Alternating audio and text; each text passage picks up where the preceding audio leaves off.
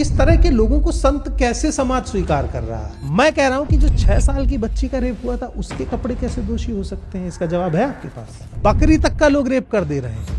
हिंदू धर्म में भी अगर आप देखेंगे तो स्त्रियों को उपभोग की वस्तु माना गया। नहीं, वो ये कह रहे थे कि जब उनका पति मर गया, राजा मर गया, तो रानी रह के क्या करेगी? ये तय कौन कर रहा है? हो सकता है रानी राजा से बेहतर लड़े। मैं ये समझ नहीं पाता हूँ कि क्या कोई 26-27 साल का दलित भी बाबा इतना फेमस हो सकता है इस देश में। जो आदमी पर्ची से भविष्य बताता है वो क्यों नहीं बता पाया कि दिल्ली में कल बम ब्लास्ट होगा? आप पर्ची खोल के ये बता दे रहे हैं कि मेरी पत्नी का अफेयर कहाँ चल रहा है। इससे समाज का कौन सा भला होगा? राघव त्रिवेदी के पास भी कोई प्रिविलेज है? परमिंदर, जिस आदमी का पेट भरा हुआ है ना, वो भूख को महसूस ही नहीं कर सकता। लेकिन जिस दिन कोई आपसे कहेगा कि परमिंदर तुम मेरे साथ नहीं खा सकते क्योंकि तुम एक इस जाति से आते हो और मैं इस जाति से आता हूं, उस दिन आपको वो चीज महसूस होगी। आपने प्रधानमंत्री के 10 रूप देखे होंगे। कभी वो ऐसा त्रिकुंड लगा लेते हैं, कभी वो माला पहन लेते हैं, कभी आरती लेके आ जाते हैं, कभी बड़े बड़े भगवा कपड़े पहन लेते हैं, सोमनाथ जा रहे हैं, बद्रीनाथ जा रहे हैं, केदारनाथ जा रहे हैं। इसके लिए सैलरी थोड़ी दी थी। और मीडिया ये सब कवर भी कर रहा है, जो मीडिया का काम नहीं है।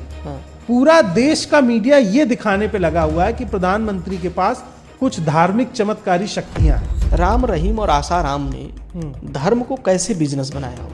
आपने कभी किसी को जमादार जी कहते हुए सुना है? ना।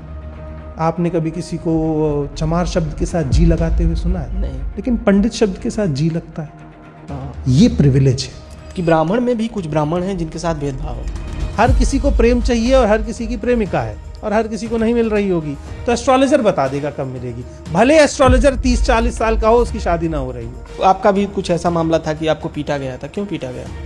पीटा इसलिए गया था, मैं रायबरेली में अमित शाह जी की रैली कवर कर रहा था। उन्होंने देखा मेरे बाल बड़े हैं तो उन्होंने कहा ये तो मुल्ला है, मारो इसको। हाँ। तो लिंचिंग शुरू हो गई। मारा 20-25 लोगों ने घेर करके। फिर मैं बेहोश हो गया तो मुझे हॉस्पिटल छोड़ दिया गया। मैं एक बात कहता हूँ कि जब आग लगती है तो आप ये मत सोचिए कि आपके घर तक नहीं आएगी, क्योंकि हवा जिस तरफ चलेगी आग उस तरफ